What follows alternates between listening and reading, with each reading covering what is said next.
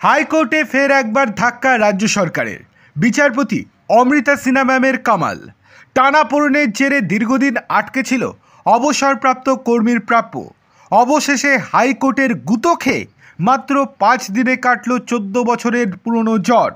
পুর দপ্তরের 2 শীর্ষ আমলার বেতন বন্ধের নির্দেশ দিয়েছিলেন বিচারপতি অমৃতা সিনহা ম্যাম, আর তাতেই হলো কাজ। 1986 সালে রিষড়া পুরসভার মজদুরের চাকরিতে যোগ দেন অমল চক্রবর্তী। 14 বছর অস্থায়ী কর্মী হিসেবে চাকরি করার পর 2000 সালের 20 এপ্রিল স্থায়ী কর্মীর পদ পান। 2010 সালের 31 ডিসেম্বর স্থায়ী কর্মী হিসেবে অবসর নেন। এরপর পেনশন ও অবসরকালীন প্রাপ্যের জন্য যথারীতি আবেদন করেন, কিন্তু পুর কর্তৃপক্ষ তার আবেদন বারবার খারিজ করে দেয়। সুরাহা পেতে হাইকোর্টের দ্বারস্থ হন অমলবাবু।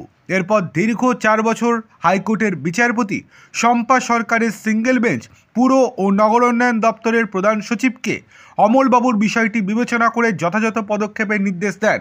সিঙ্গেল বেঞ্চের নির্দেশ চ্যালেঞ্জ করে ডিভিশন বেঞ্চে যায় রাজ্য। ডিভিশন বেঞ্চ সিঙ্গেল বেঞ্চের রায় সিলমোহর দেয়, তবে তারপরেও কাটেনি জট। 2021 সালে পুর ও নগরোন্নয়ন দপ্তরের প্রধান সচিব জানিয়ে দেন, স্থায়ী কর্মী হিসেবে কাজের 2 মাস 18 দিনের ঘাটতি রয়েছে অমলবাবুর, তাই তিনি পেনশন ও অবসরকালীন ভাতা পাবেন না। এরপর ফের একবার হাইকোর্টের দ্বারস্থ হন ওই কর্মী। মামলা ওঠে বিচারপতি অমৃতা সিনহা ম্যামের এজলাসে।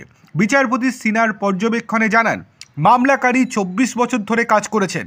হাইকোর্টের নির্দেশকে গুরুত্ব না দিয়েই মামলাকারীকে বঞ্চিত করেছেন প্রধান সচিব। তাই আর দেরি না করে মামলাকারীর প্রাপ্য মিটিয়ে দেওয়ার কড়া নির্দেশ দিয়েছেন বিচারপতি। তারপরেও লাভ হয়নি। আদালতের নির্দেশে কান না দেওয়ায় অবমাননার মামলা দায়ের হয়। দীর্ঘ এই টানাপোড়েনের মাঝে মৃত্যু হয় অমলবাবুর। পরে এই মামলায় পুর ও নগরোন্নয়ন দপ্তরের তৎকালীন প্রধান সচিব ও বর্তমান সচিবের বিরুদ্ধে আদালত অবমাননার রুল জারি করে তাদের সশরীরে হাজিরার নির্দেশ দেন জাস্টিস সিনহা ম্যাম। গোটা ঘটনায় তীব্র ক্ষোভ প্রকাশ করেন তিনি। নিজের পদক্ষেপের সপক্ষে উপযুক্ত কারণ ব্যাখ্যা না দিতে পারায় বিচারপতি সিনহা বিরাট নির্দেশ দেন। বলেন, যতদিন না পর্যন্ত মামলাকারীর বকেয়া মেটানো হচ্ছে ততদিন ওই 2 শীর্ষ পদের আমলার বেতন বন্ধ থাকবে।